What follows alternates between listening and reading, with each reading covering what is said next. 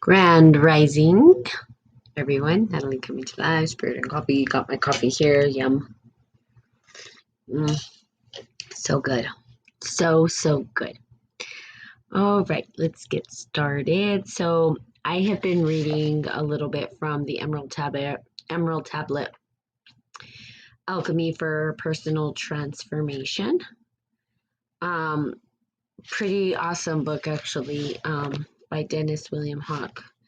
And I really love this book because personal transformation to me is spiritual transformation, because we're working with the self and going through the steps of the alchemic process.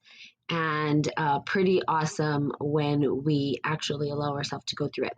So we're in dissolution and what that actually means.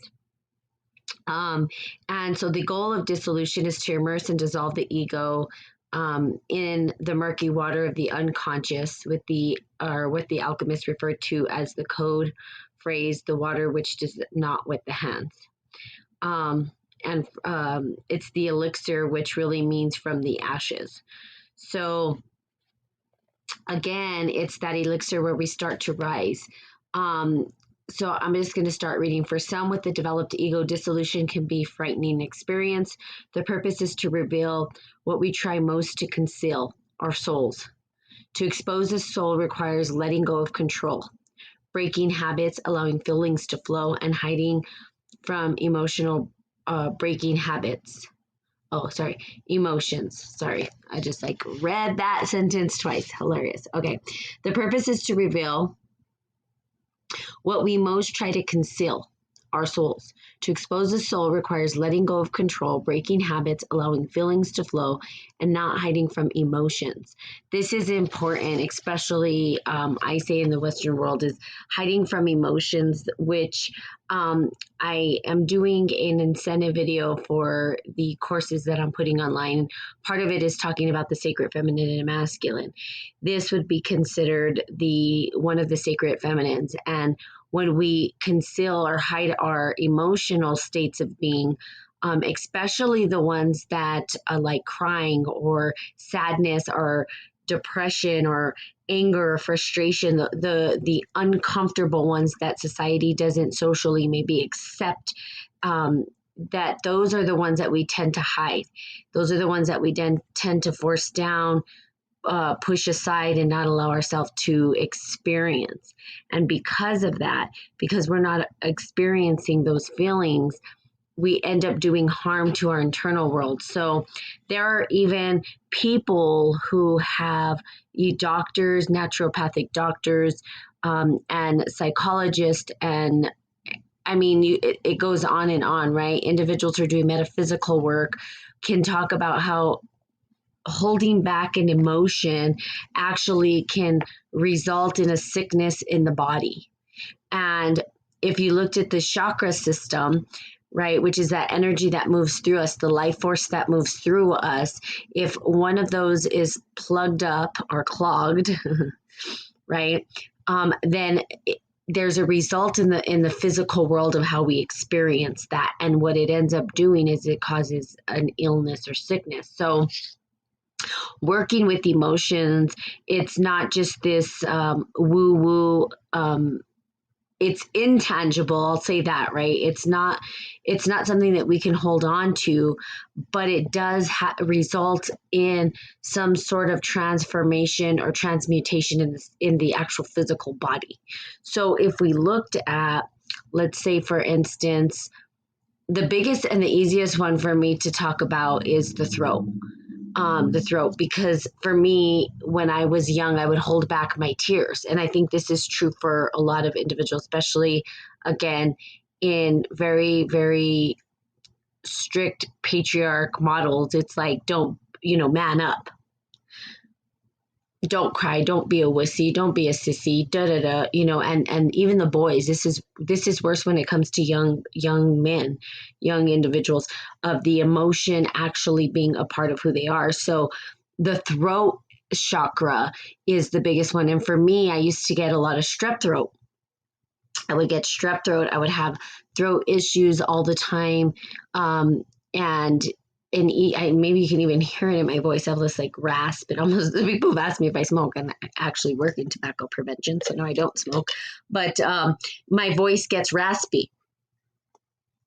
Here's the reason why I probably talk so much and have a podcast to talk so much is because I would close off my throat chakra and I would hold down my emotion. And to me, this is the biggest one where I feel we can feel it in the body literally instantaneously. Notice that when you're going to cry that and you hold back the tears, your throat starts to hurt. It has a result, a consequence in the body. We start to experience some sort of pain within the body when we hold back the emotion. And so, like, crying is the biggest one. Like I said, notice where you feel it. It's in the throat. The throat starts to hurt. And then we're not able to communicate what we need to communicate. Also, I was told to be quiet a lot, right? When I was little, like, I'll give you a reason to cry, to stop. So I would hold down those tears, and it caused an energy shift in the body, and it showed up in the body in a way that was very uncomfortable. So you have to allow yourself to go through the emotions to get through some of these processes, especially the spiritual alchemic one. So, and it can be a frightening experience, but we've got to let it flow. So not hiding from emotions. Those buried emotions include your deepest pains and our greatest fears. And that powerful combination can produce some frightful monsters. Yet all the monsters confronted during dissolution are illusions, products of our own mental landscape. Nevertheless, the ego feels that unless it keeps strict control, all the monsters it hid away also carefully will suddenly break loose and overwhelm it. So this happens with the ego. The ego is protecting. The ego thinks it's protecting and trying to control the situation. Whenever someone says they don't have an ego, that's not true. We all have an ego. Our ego is what's keeping us alive. Our ego is what tells us to live. Right? The soul is immortal. The soul doesn't need to tell us to live because it doesn't not know life. Doesn't not know life. It is immortal. It's everlasting. Our spirit, our soul is there. It's immortal. It's everlasting. So is it afraid of death? No, ego is. The ego has this fear and it wants to control. But what it's saying is if you don't allow these emotions to move freely through you, they will attack the ego. Imagine all at once. And some people think they're going crazy. Well, you're not crazy. What you're doing is you're not surrendering to. Allow yourself to surrender to maybe the chaos or the voices or whatever showing up for you. Because it will attack the ego. Once the ego understands that the soul isn't there to threaten it, the ego has an opportunity to expand in its understanding and consciousness. Consciousness itself can be almost like the ego. We can almost equate ego to consciousness. But within consciousness, there are different personalities and there's different things that crystallize within the personality of the ego. So it's more than that, but we can almost say that consciousness is like the ego. So we all have an ego. Everybody does. And that ego fights for survival. It's its function. And it even fights to keep us alive, but it thinks that dealing with certain emotions, the shadowy emotions, the dark emotions, the emotions, hey Gemma, the emotions, good morning Radio Parlesk, the emotions, it thinks that, it's there to attack it. That's what the ego thinks. So of course it's going to hide out, right? So we have to deal with this or it's going to overwhelm the ego. On the other hand, someone with less developed ego might find the experience of dissolution blissful, which can be even more dangerous. So the alchemist saw this type of experience as primordial incest. in which a person desires to be absorbed by the Great Mother. This is crazy because we go into both understandings, right? So think about the individual. I'll explain what this means when it comes to that. When it becomes blissful to go through dissolution, it means there are people, if you've noticed, right, that get stuck in what I call the ether. They get stuck in the void. They get so stuck in the void, in fact, that they forget that they're living in a material world, in a material body. And they become like almost, how do I want to say it? It's almost like I wouldn't say possessed, but it's almost like they have been taken over by this energy force, right? Where they can't see what's happening in the material world. They're so far into this made up reality that they've created. They're in their own world, which is fine, but it's not creating here in the material world. In alchemy, which I love, and this is why I call myself a spiritual alchemist, is alchemy has some result at the end in the material world. We're here to create in the material world. It is the actual connection between the spirit and our divine purpose, our walk, our creation in this world. So we take from the ether or the heavens or the cosmos and we create in the material world.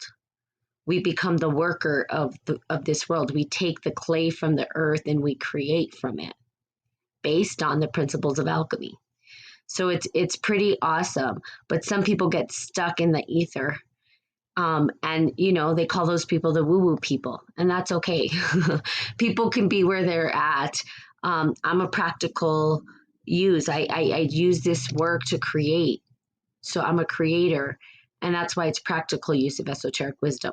It's not just let's talk about it and not apply it. This is about applying the concepts to the world. So how do we apply our spirit, our soul, or our understanding of our spiritual practice into what we want to create here on this planet?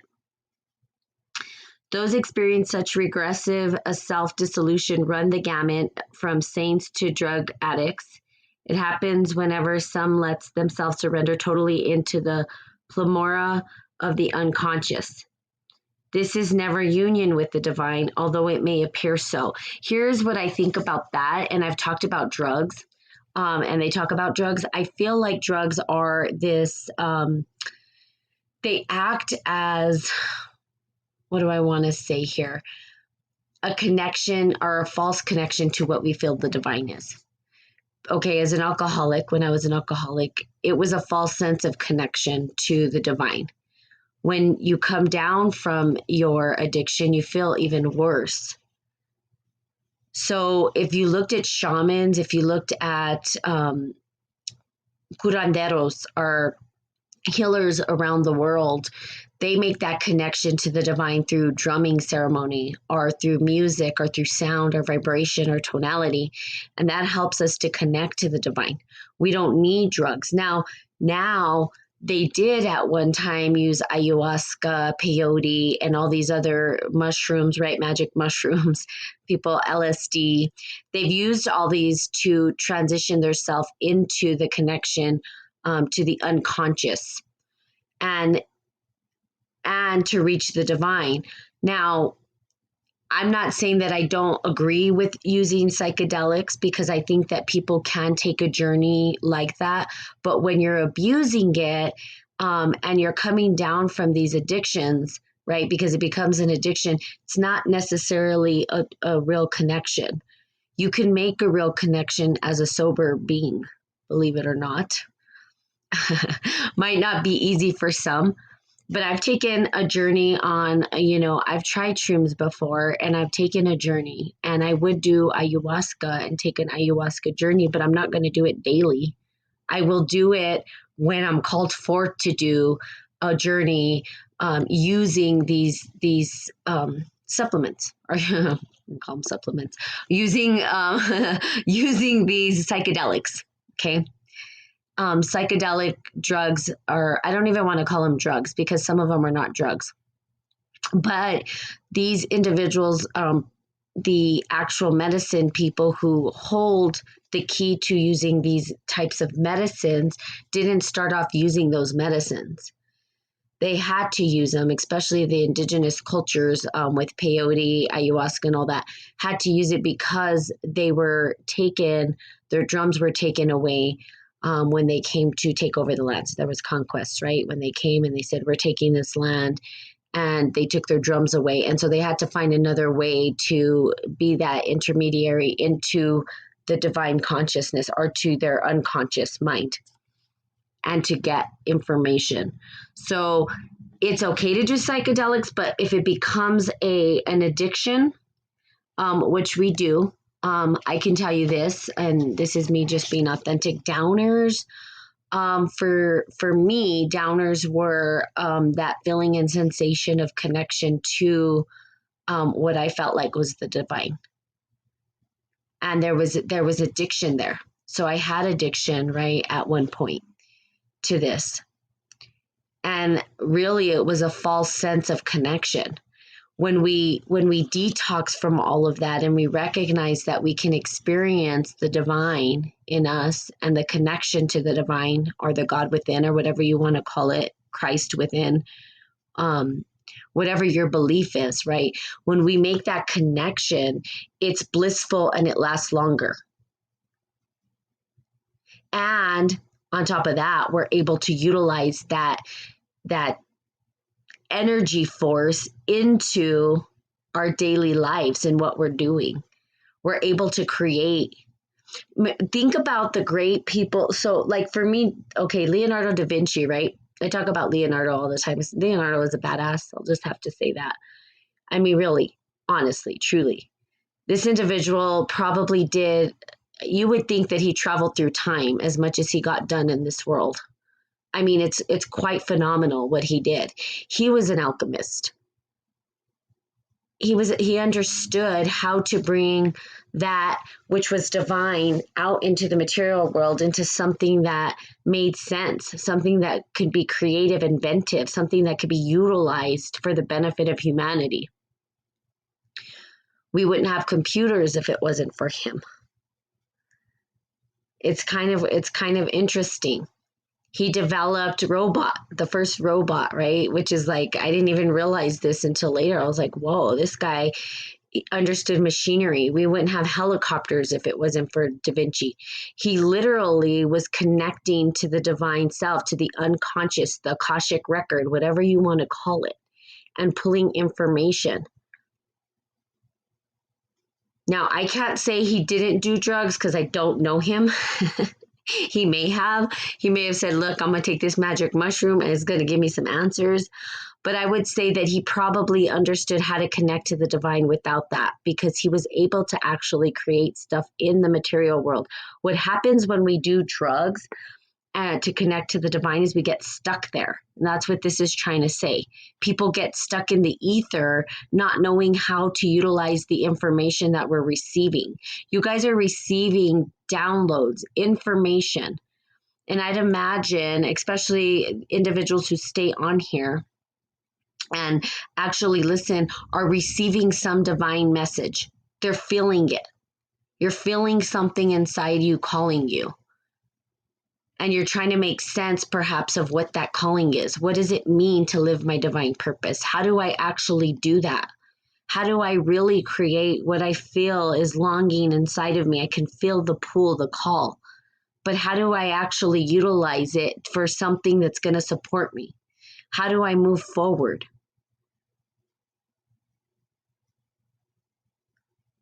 But you have it in you and it's there.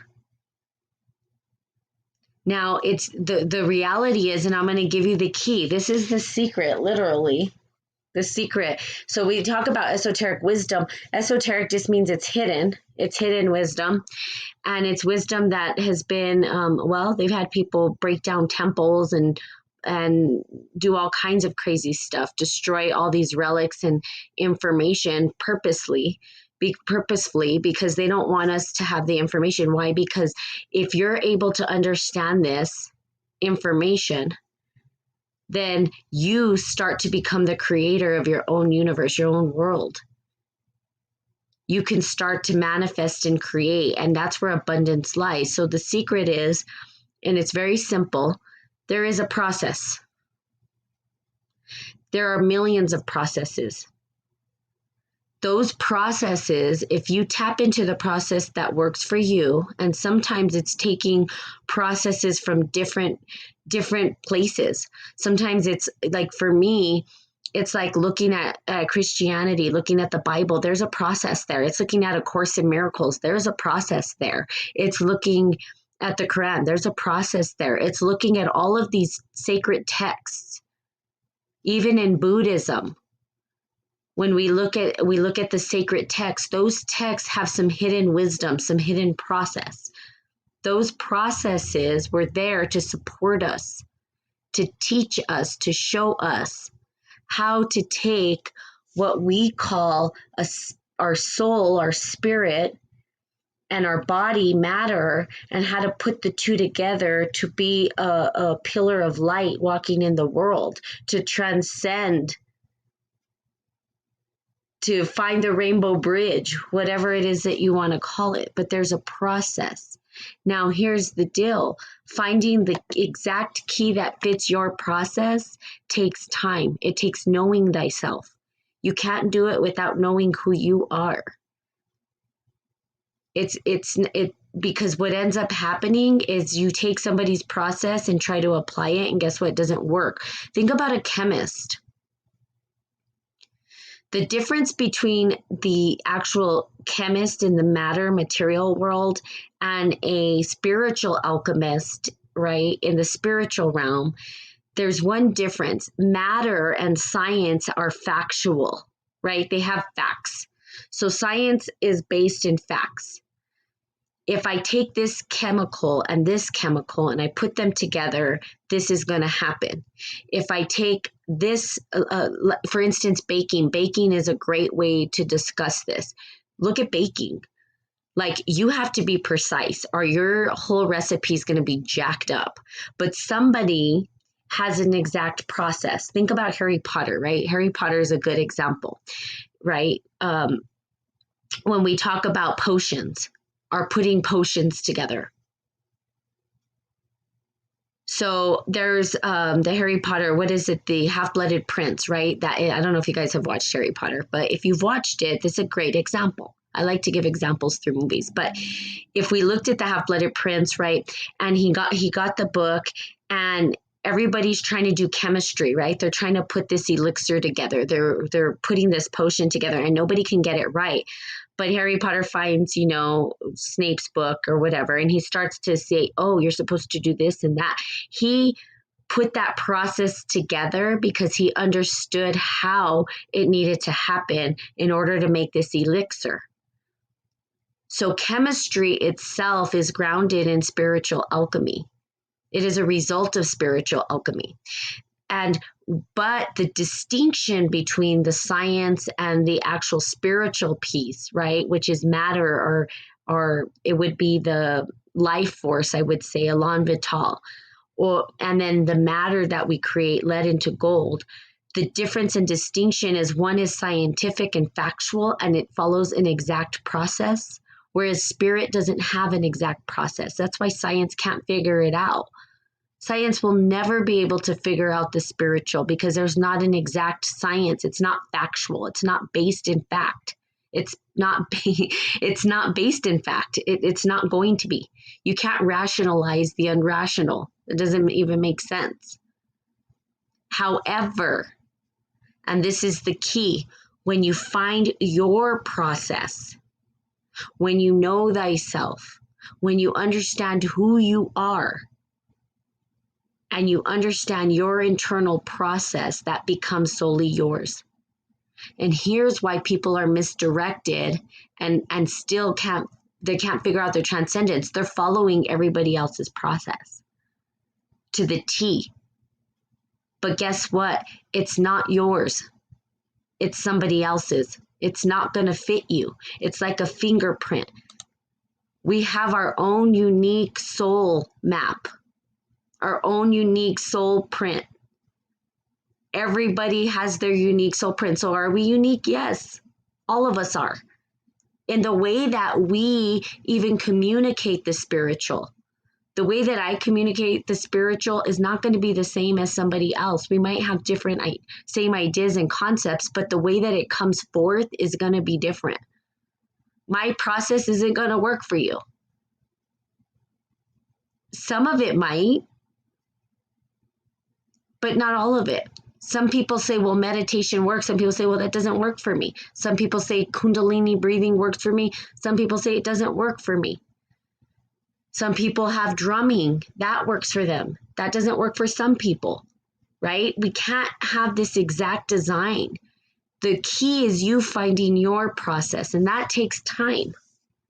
A true light worker and someone who's on the journey to transcendence and really living soul purpose is going to spend time knowing their self. And this is the one thing that I can say across, and I've said it a billion times on my podcast, across every religious sector, every dogma, every sage, every guru, every person that is leading you on a journey, guess what they say? The answer is within. If they're not telling you the answer is within, they're trying to manipulate you. They're using manipulation tactics to, I don't know, get money, get fame, get glory, whatever it is. The answer is inside you. Guess what? You hold the key to your transcendence. You hold the key. You hold the key. That is powerful. I don't know. I don't know if that even, how that resonates with everyone listening at this point, but you hold the key. You have the key to your transcendence. Not someone outside of you, not some guru. Even Jesus Christ said it, because I know people say, well, Jesus Christ he's the way, he's the way. Yeah, guess what? Christ is in you. It's not outside of you. That's what Christ was telling you. We all have Christ consciousness, and we all have access to it. When he said there's only one way but through me, that means that Christ lives inside of you. And that only way is internal. So once we recognize our process, this is the key to our transcendence. You are the key. So most people are looking outside themselves for the key. They're like, okay, it's going to be in this textbook, or it's going to be on, when I go here, I go there. And you are the key. That's it. You just have to open the door.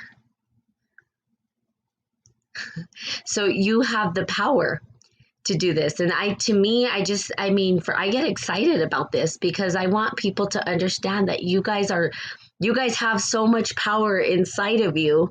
You guys are an energy force. I don't even know if you know this, but we look at the Matrix. I think they talked about it in the Matrix, that there's so much energy inside the human body, and we don't even utilize our potential.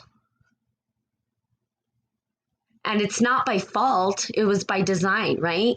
They designed it that way. They don't want people to know how powerful they are. You think they want people to remember who they are? No, that's why it's esoteric. That's why they hid it. That's why Da Vinci, Plato, all these individuals who came together to create what we call the Masons, right? Or the Knights Templar. They were hiding this information, not because they didn't want to teach people, well, not all of them, but because they would have got killed. Look at Jesus Christ. He got killed for teaching people this. When we start to move the masses into recognizing that they are the key, guess what? We start to piss off individuals who understand this, and then you have to go in hiding. But they did it anyway. They did it anyway. We're at this point right now where we can transcend and we can remember who we are. You are the key. Open up the door. You have the key to the portal, your internal soul. And you can create from that. You can pull from the life force within you into the material world. That's abundance right there. You want to know manifestation? There it is. You want to know what abundance is? There it is. You are the abundance. You are the creator. You are the manifester. Now it's just working with it together in unison. How do you do it? You consummate it. You consummate the internal and external. But remember, it starts internally first. So it's working through the process of spiritual alchemy under what process? Whatever process works for you, because there's different ways to maneuver through that particular spiritual alchemic process. There's different ways to move through it. There's different practices and techniques. You got to find what works for you, and that takes time. You got to try things on. Another way to look at it is your medicine is not my medicine. Think about the human body. Not everybody has the same symptoms or issues, right? There's always something different, a little bit different. I take different supplements for what's going on with me than you're going to take with you. I can't give you my supplemental regimen because maybe you're not lacking in iron. I lack in iron. Well, maybe you have too much iron. There's a process specific for you. It's designed for you. You've got to find it. It's like a journey. You're on a journey, a quest to know thyself. You are the journey. And then when you figure out the keys, right, internally that open up the portal, you as key to be the golden key, right? Then you open up the portal to transcendence. So I hope that this was helpful. We can continue to go through this dissolution, which I love. And this book is amazing. So if you want to know what book I'm reading from, it's the Emerald Tablet, Alchemy for Personal Transformation. It's a really awesome, powerful book. I highly recommend it. I've read it like twice. Read it again, actually. I think it's time to read it again. You always take away something new. Go find your process and play with different practices that might support you to get there. Listen to drumming music. I'd go dancing. Dancing gets me there. I love to dance. Connecting to the music that way through dance and movement gets me to that space of bliss. Sitting in nature and listening and watching the birds. Meditation. Kundalini. I've done Kundalini breath work. Kung Fu. There's many, many, many processes. So find yours. Okay. There you go. All right. So you have a fantastical day. Much love. Have the best Thursday ever. I will be seeing you guys on Monday. I don't do Fridays anymore. I actually work on Friday. So one day I actually go into a job. So there you have it. Love you guys so much. Have a great day. And I will talk to you soon. Bye-bye.